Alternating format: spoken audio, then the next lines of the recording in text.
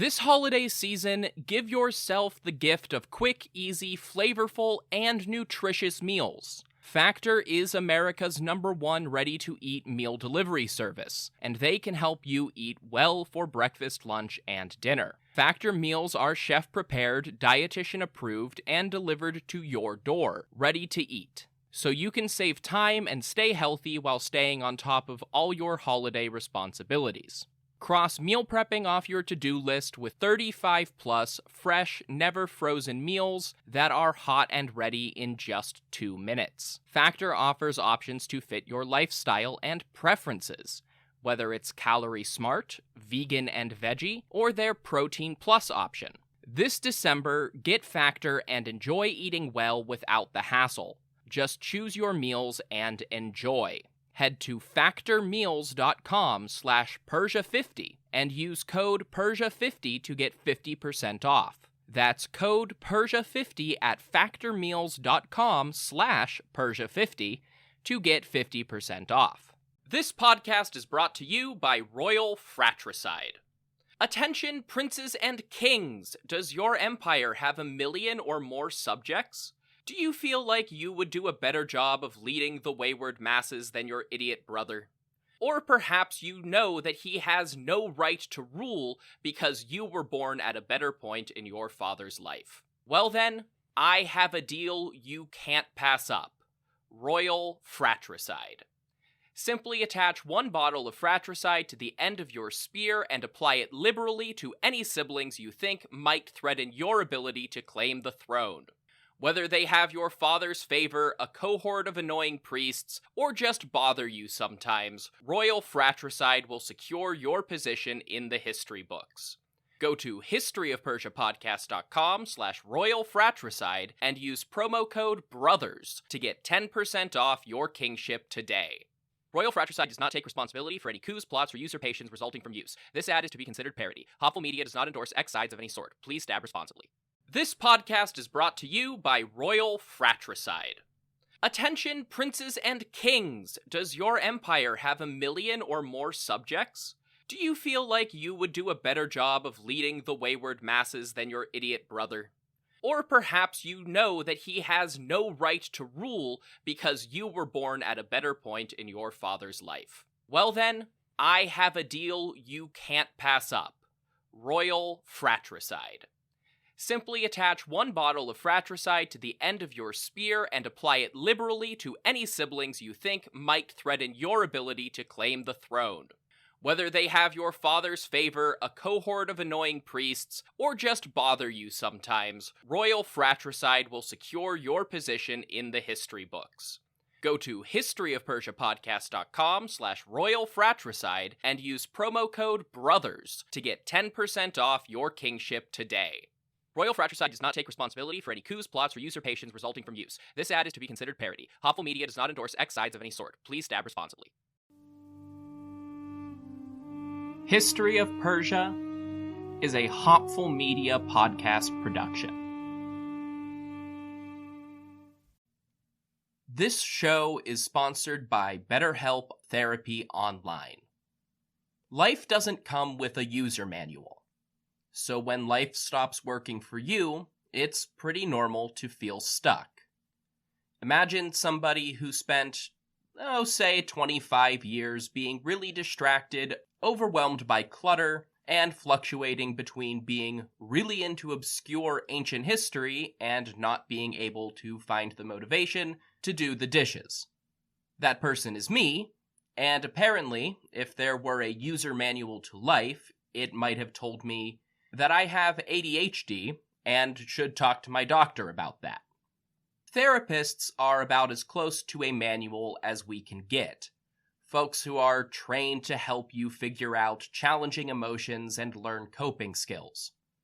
BetterHelp has connected millions of people with licensed, registered therapists for convenient and secure online therapy. It's convenient and 100% accessible online. No waiting rooms, no traffic, and not even endless Googling of therapist near me. You just fill out a questionnaire and get matched with an appropriate therapist. And if it doesn't click, BetterHelp makes it easy to switch providers. Everyone deserves to feel their best, so get unstuck with BetterHelp. Learn more and save 10% off your first month at betterhelp.com/Persia. That's BetterHelp, HELP.com/Persia.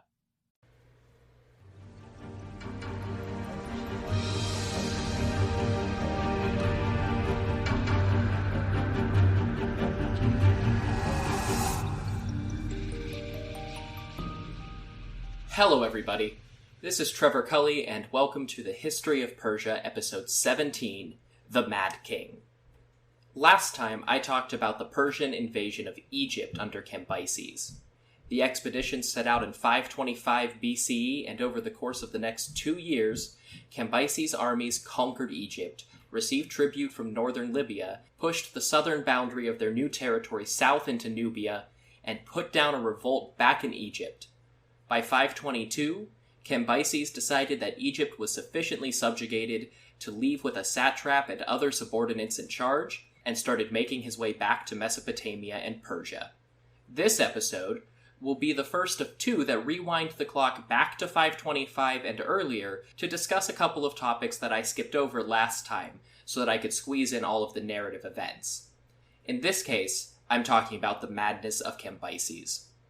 Last time, I intentionally talked about Cambyses in almost glowing terms, at least in comparison to the traditional view of things, because the traditional view of things has been seriously questioned by modern historians, and Cambyses has some of the worst historical press of any ancient figure. While Cyrus the Great has been remembered since antiquity as an enlightened ruler, a messiah to the Jews, and conqueror the likes of which the world has rarely seen, his son is generally remembered as a half-mad, erratic despot who partook in all the worst parts of incest, brutality, and fratricide. It was actually really difficult to talk about the conquest of Egypt and the surrounding events without getting into this stuff because of how pervasive it is in the narrative as presented by our sources. And it was actually hard to write this episode without jumping too far ahead in the story, but if I covered the events after Cambyses left Egypt before I got to this, I think there would just be too many threads to keep track of. So, with all of that in mind, let's talk about the madness of Cambyses. Like anything else I seem to end up talking about, something about the timeline just doesn't add up here. The vast majority of Cambyses' apparent psychotic break stems from Herodotus, with later Hellenistic and Roman sources repeating his stories. However, there is one story covered in different ways by other sources, the death of Bardia. I left Bardia, the younger son of Cyrus and brother of Cambyses, back in episode 14, going off to rule his own semi-independent kingdom in Bactria in Central Asia, where it seems he remained for most of his brother's tenure as the King of Kings. But Herodotus actually reports that Bardia, who he calls Smerdis, accompanied the Persian invasion of Egypt. That in itself is not strange. No matter which interpretation of their inheritance you go with, it makes sense that Bardia still supported his brother's military efforts and would have commanded his own contingent in the invasion force. That lasted, according to Herodotus, until the invasion of Nubia. Prior to invading, the Persians sent an emissary south to demand tribute without bloodshed. Of course, the Nubian king didn't take that offer, but he additionally challenged Cambyses, sending a longbow back as a quote-unquote gift to the Persians, stating that Cambyses should not even consider invading unless he could successfully draw the bow. Try as he might, the King of Kings could not pull the bowstring back, but his brother could. Angered and embarrassed, Cambyses sent Bardia back to Persia and invaded anyway. And for his hubris invading anyway, Cambyses' army was slaughtered.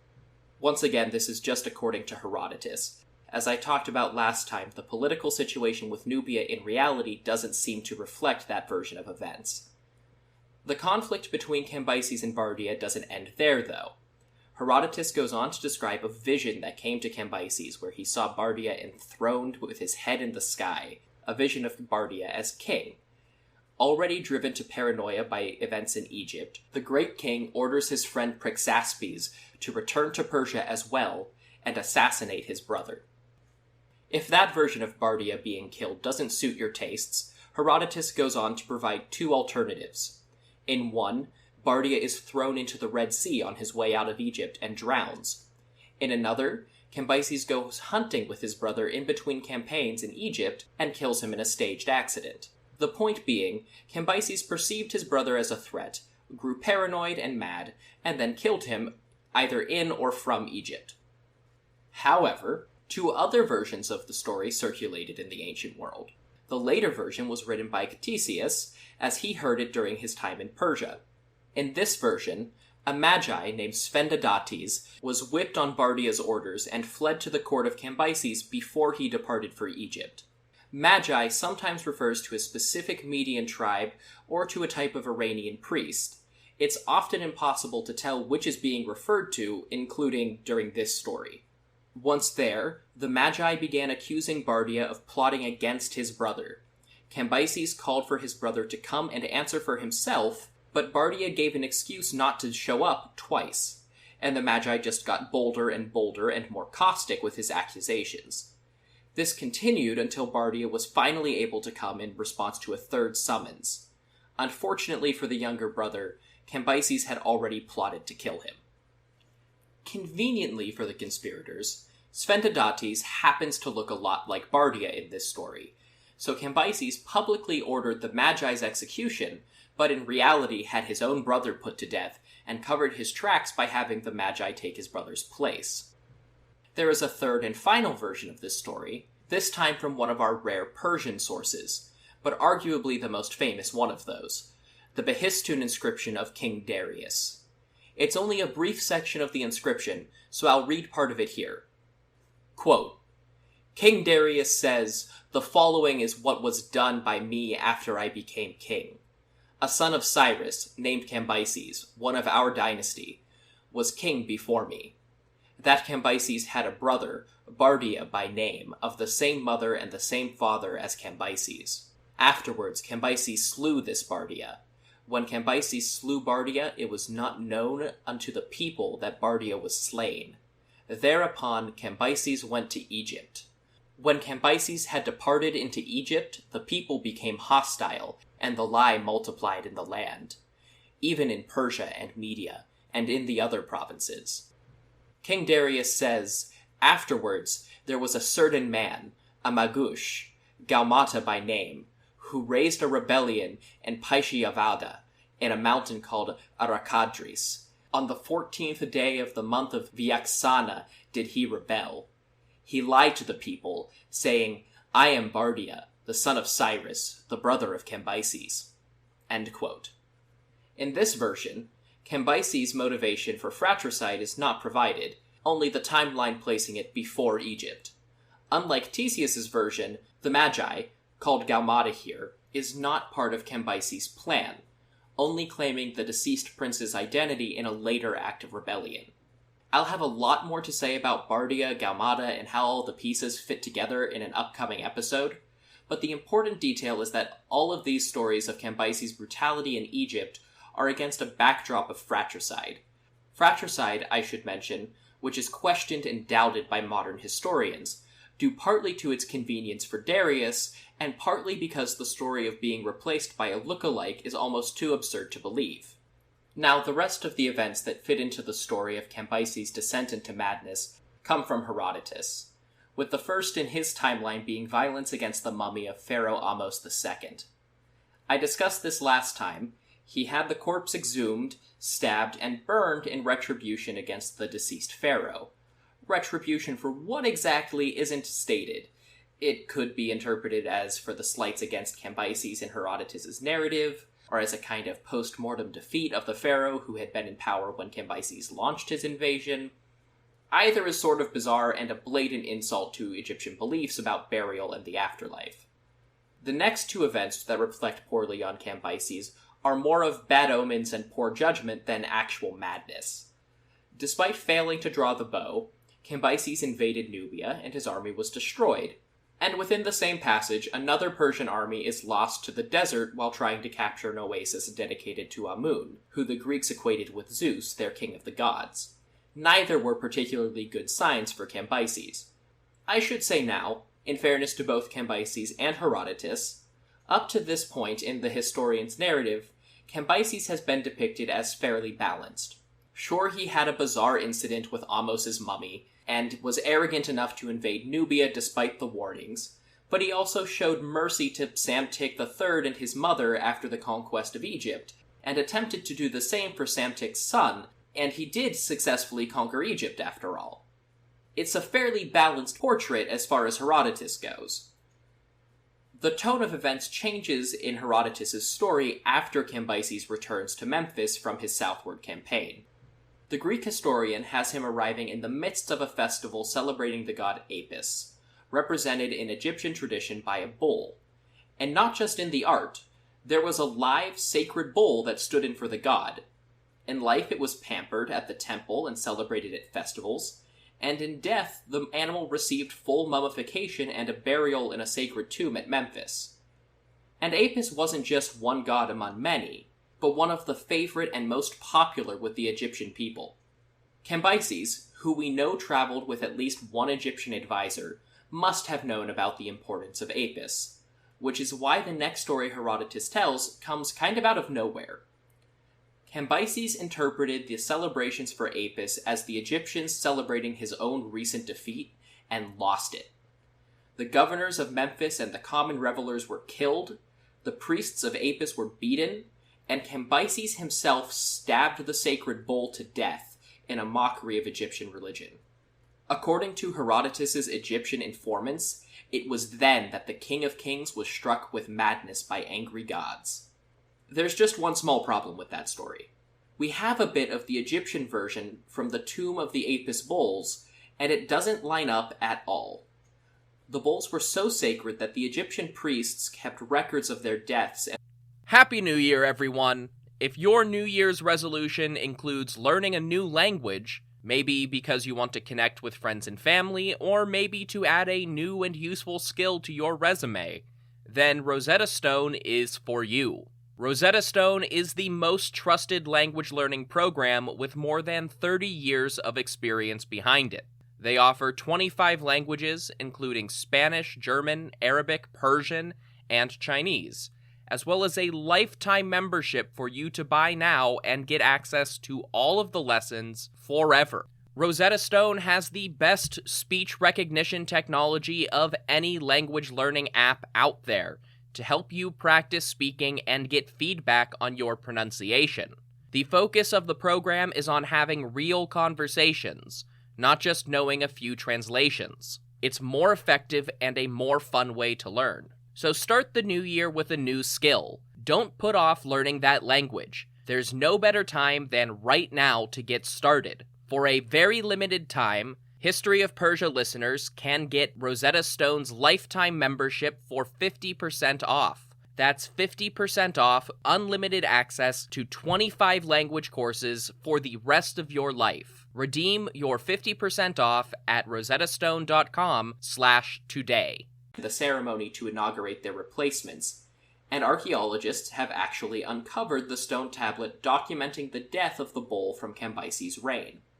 The Apis bull alive when Cambyses came to Egypt did indeed die during his reign, but in the Egyptian tablet, Cambyses is depicted serving the traditional roles of pharaoh in the funeral and inauguration of a new bull, which seems to have outlived the Persian pharaoh.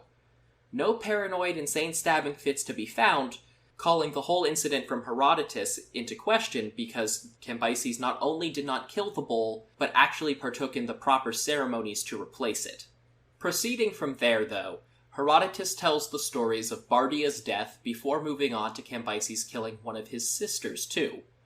The specific sister in Herodotus is not named, but compared to Theseus's account, this would be Roxane. Of course, there are two stories given, but the basic message is the same. In the first, for some reason, Cambyses and Roxane are watching a dog and a lion cub fight. The lion got the upper hand at first, but then a second dog from the same litter broke its leash and helped his brother overcome the lion. Roxane cried watching this and confessed to her brother/husband that she was crying because the dog aided his brother, but Cambyses had murdered theirs. For that comment, she was executed. In the second version, The royal sibling couple are eating together, and Roxane strips all of the leaves from some lettuce and asks Cambyses if he likes the stem better with or without the leaves. Of course, Cambyses, like any reasonable person, says it was better with the leaves, but Roxane responds by saying, "Nevertheless, you once produced the likeness of this lettuce when you stripped the house of Cyrus bare," once again referring to Bardia's death. Enraged by that accusation, Cambyses kicked his pregnant sister-wife and their unborn child to death. As a literary convention, these events are deliberately very gruesome because Herodotus is trying to set the stage for Cambyses' continued insanity going forward. Ctesias tells a version of events where Roxane gives birth to a headless baby in a miscarriage, which is interpreted as an omen that Cambyses will produce no heirs as a punishment for Bardia's death. But in this version, Roxane's death is not Cambyses' personal fault. From there, things go downhill for everybody around the great king. Herodotus has Cambyses question his friend and advisor Prexaspes, who arranged Bardia's death, about what his Persian courtiers are saying behind his back. Prexaspes told the king that they were very complimentary, but they did accuse Cambyses of drinking too much wine. Enraged, Cambyses tests his sobriety by shooting an arrow at Prexaspes' own son. The arrow met its mark, killing Prexaspes' son and forcing Prexaspes himself to laud his murderous king as a better marksman than a deity. Despite this supposed proof that he wasn't succumbing to alcoholism, the increasingly unstable king had a dozen Persian nobles buried alive anyway. Croesus, the former king of Lydia turned advisor to the Persian kings, is somehow still alive and traveling with Cambyses in Egypt. Never mind that he would have been at least in his mid-70s at this point. The Lydian chose this moment to criticize Cambyses' actions to the king's face. Why in the world he would do that, I have no idea. The king tried to shoot another arrow at Croesus, who got up and ran out of the hall. The attendants ordered to capture and kill the old man did capture him, but did not kill him, hoping that Cambyses might change his mind later and they would be rewarded. Cambyses did indeed change his mind, and was happy to get Croesus back, but had the two guards put to death for disobeying orders. Going forward, Herodotus describes how Cambyses desecrated Egyptian tombs, mocked their gods, vandalized their temples. Later writers, and the little bit of archaeological evidence that we do have, tied those descriptions in with the events of Psamtik III's revolt against Cambyses and its suppression. Temples serving as a base for organized revolt were destroyed. Basically, Cambyses was losing his grip on reality. He became paranoid and violent. He intentionally insulted and desecrated a culture that he was trying to incorporate as a new major province of the empire. He also killed Persian nobles on a whim multiple times. Naturally, none of that sat well with the nobility back home in Persia, and as a consequence of this, a revolt broke out, with forces in Persia trying to overthrow Cambyses. And that's just one version of events as told by Herodotus. Just for some added chaos, one fragment of Ctesias also provides this short story. Quote, "Cambyses made a sacrifice, and no blood flowed from the victims he had slaughtered, and he was despondent. Roxane bore him a child with no head, and he was more despondent still. And the Magi told him the meaning of these omens, namely that he would have no heirs to his kingdom.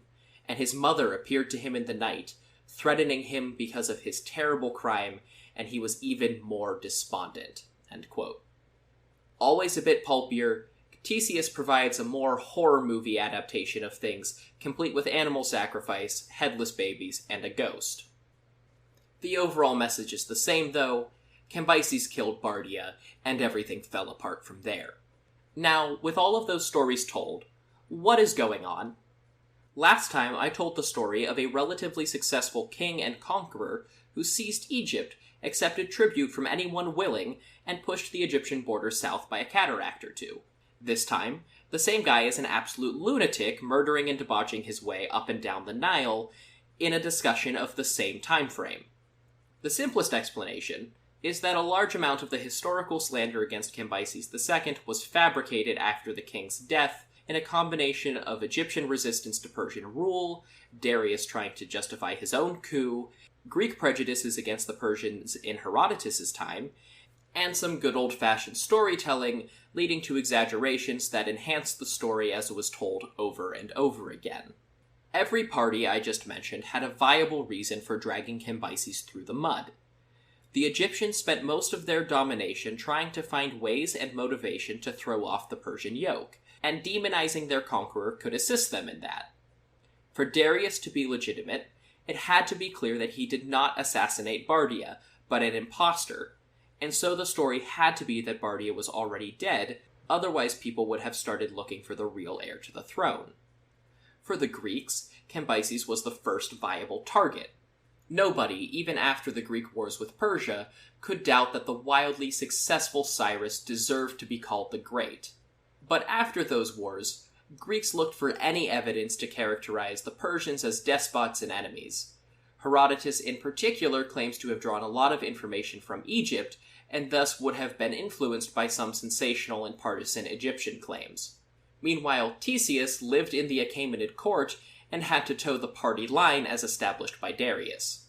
Of course, it seems only too plausible that Cambyses did orchestrate some spectacular violence. Sacking cities and burning rebellious temples was par for the course with ancient kings, and wouldn't set Cambyses too far apart from his father and his generals during their conquests, especially the brutal suppression of Ionia that Herodotus was not only very familiar with, but explained in detail in his histories. I even used those stories to talk about the conquest of Ionia back in episode 6. Paranoia and purging the nobility, while less common, are still not unique to Cambyses in history.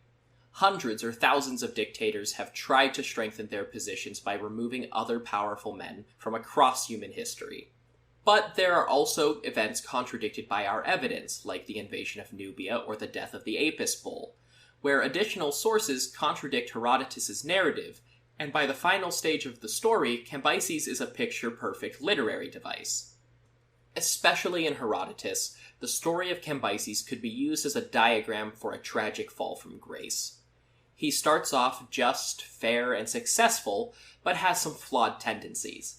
Eventually, those flaws lead him to a decision that backfires, and as a result, his worst aspects flourish until his own actions ultimately bring about his downfall.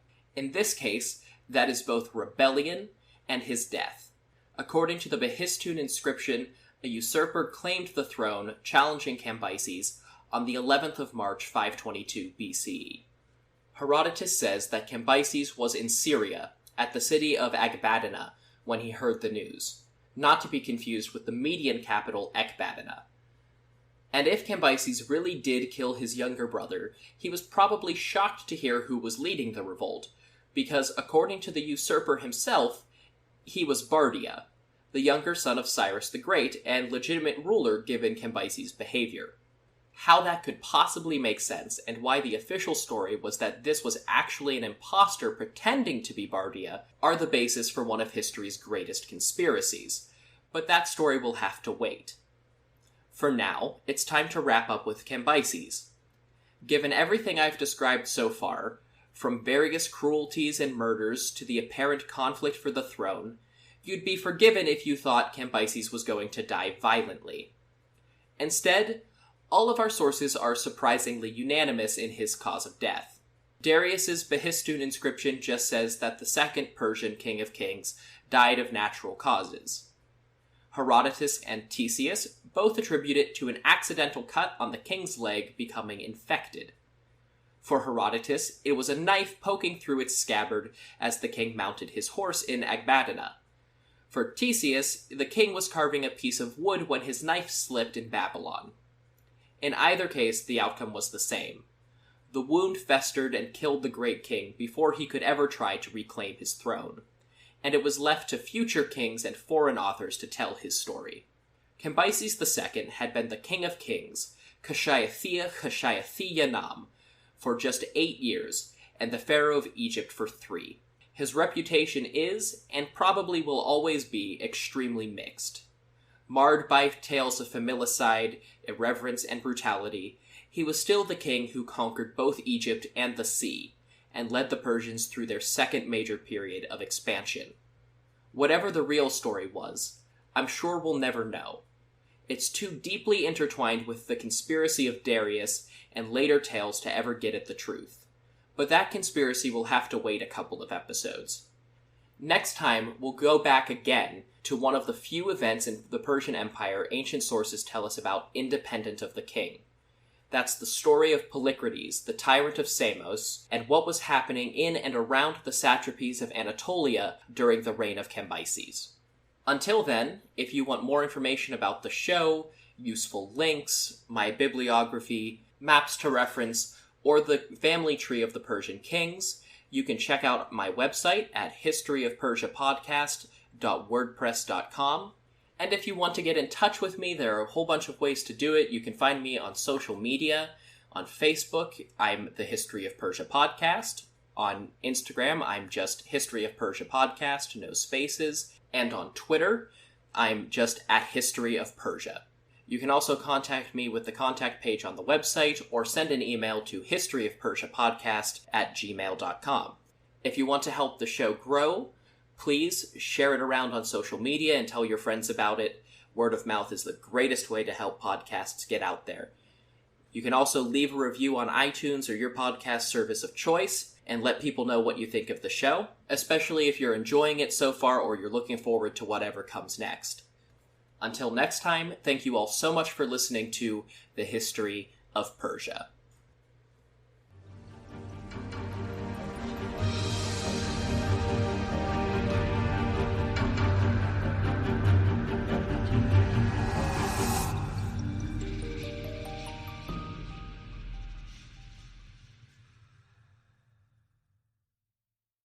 This podcast is brought to you by Royal Fratricide.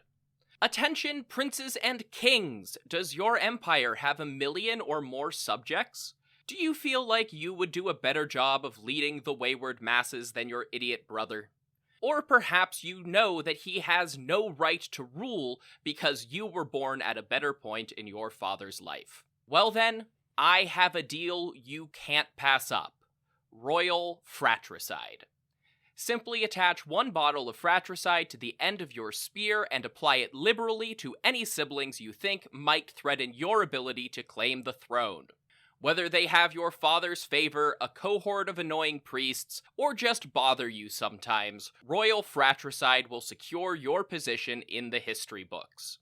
Go to historyofpersiapodcast.com/Royal Fratricide and use promo code BROTHERS to get 10% off your kingship today. Royal Fratricide does not take responsibility for any coups, plots, or usurpations resulting from use. This ad is to be considered parody. Hopful Media does not endorse X sides of any sort. Please stab responsibly. This podcast is brought to you by Royal Fratricide. Attention, princes and kings! Does your empire have 1 million or more subjects? Do you feel like you would do a better job of leading the wayward masses than your idiot brother?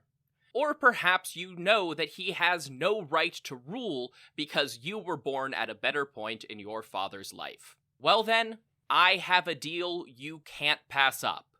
Royal Fratricide. Simply attach 1 bottle of fratricide to the end of your spear and apply it liberally to any siblings you think might threaten your ability to claim the throne.